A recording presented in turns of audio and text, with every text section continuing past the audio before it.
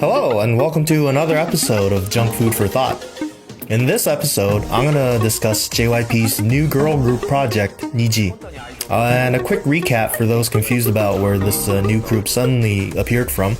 They've actually been in planning since last year.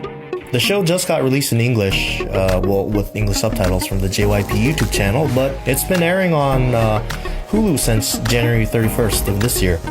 It was actually supposed to air last fall, but things happened and they actually started airing it this January, but only in Japan on Japanese Hulu. So unless you know Japanese or have access to the Korean subs that's been floating around on the internet, you may not know about them until all of a sudden, bam, NIZI.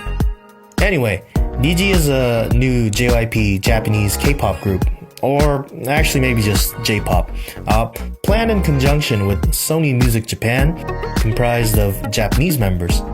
Now, NIZI is the Japanese word for rainbow, and it's spelled like this in Japanese, and typically romanized as NIZI with a J in English. But NIZI with a Z looks cooler stylistically, and you can do this with the N and Z to create the project logo. Auditions were held in Japan and the US, with 26 members ultimately selected for an intensive 5-day boot camp in Japan. At the boot camp, the contestants have to prove themselves to JYP to assemble the Infinity Cube by assembling the Infinity Triangles, yellow for dance, green for singing, red for star potential, and blue for personality. Once you have completed the Infinity Cube, you're selected to go on to Korea for a 6-month professional training session at JYP before the show moves on to season 2. So the girls are probably already in Korea right now, training. Scheduled to air in April to select the final debuting members, who will launch as a group officially in November of 2020 as the final members of NIZI. Now the name might change at that point, but considering NIZI means rainbow, I'm guessing there's tentatively 7 members planned for this group. But although, the show that launched twice was called 16, and twice actually was also supposed to be a 7-member group until JYP decided to add in 2 more to make it 9, so we'll see what actually happens. Now that you're all caught up on the NIZI project, I'm going to discuss the Ikematsu Riria fat-shaming controversy for this episode of Junk Food for Thought. Well, I say controversy, but it's mostly YouTube and Twitter comments angry with what JYP said to Riria during her regional audition. Basically, JYP told her that she moves slowly, and that her body seems heavy, that she doesn't seem like she's trying hard enough, and, well, that she needs to lose weight. JYP says one of the most important requirements for being an idol is weight management, and to him, it seems like Riria isn't just trying hard enough. I don't care what universe you're from, that's guy. He doesn't outright call her a fatty, but he does tell her that she needs to lose weight. So I know the English subs have only been released up to episode 2, but Riria does eventually make it as one of the final 26. Not only that, she passes the first challenge for the yellow infinity triangle for dance, having practiced her heart out in the 2 months since the regional auditions and losing about 10 pounds. JYP actually praises her for her weight loss and tells her that the hardest part of his 25 years as a singer was weight management.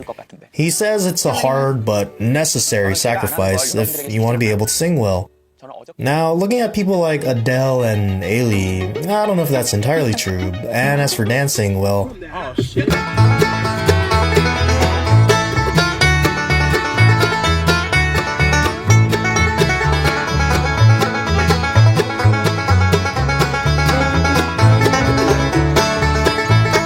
Most of the negativity and controversy surrounding this comes from a Western perspective on body image.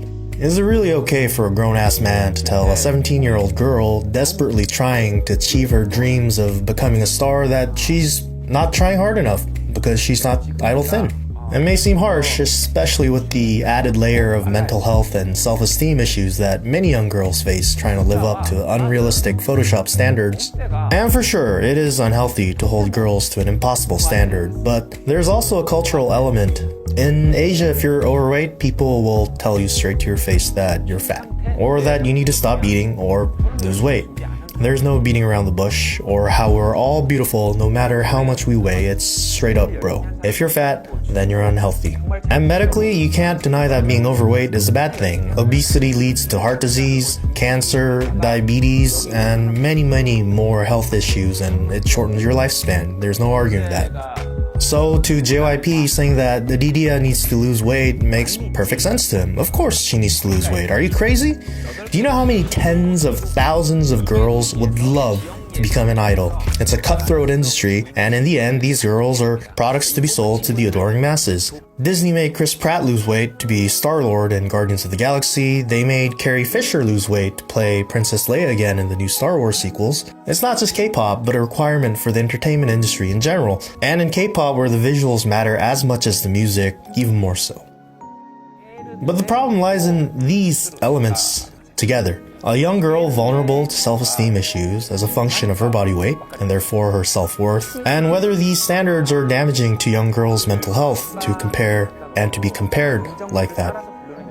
In the end, how far back in the sand you draw the line is all based on context. If Riria has nothing to gain from auditioning for JYP, then yeah, definitely, that was cruel of him to call her out for her weight like that, and especially linking her weight to a lack of effort, because Riria was actually in a failed regional idol group called Alpha X's, something like that, in Fukuoka for a couple of years. She's been trying to make it, and JYP saying she's not trying hard enough because of her weight equates and reduces her group's failure with her weight, basically saying it's her responsibility the group failed.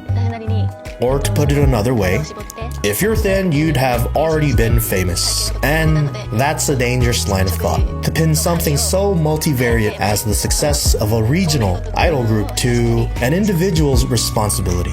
It's the worst of the pull yourself up by your bootstraps myth.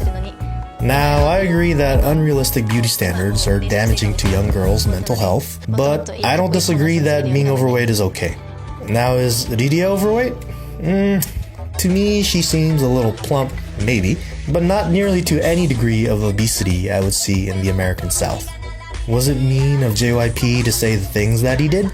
Yeah, but I don't think he meant any malice in his words, because he truly believes in what he's saying, and hence it's criticism, not insult. Plus, this is an idol competition.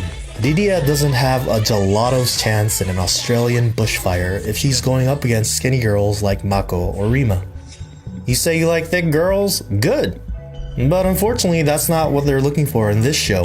Whether thick or thin is good or bad is a value judgment, entirely dependent upon the situation and context, and here the only one whose opinion really matters is JYP's. Although I gotta say, what JYP considers thick is hilariously conservative if you've ever seen his Who's Your Mama music video. And that's it for this episode of Junk Food for Thought. I have another one coming up about whether Nina Hellman is the next Chunsomi, and hopefully I'll finish editing that within the next day or two. Thanks for watching. Have a great day. I like that. Okay. 솔직히 우리가 웬만한 어른들보다 더 대단해. 박수!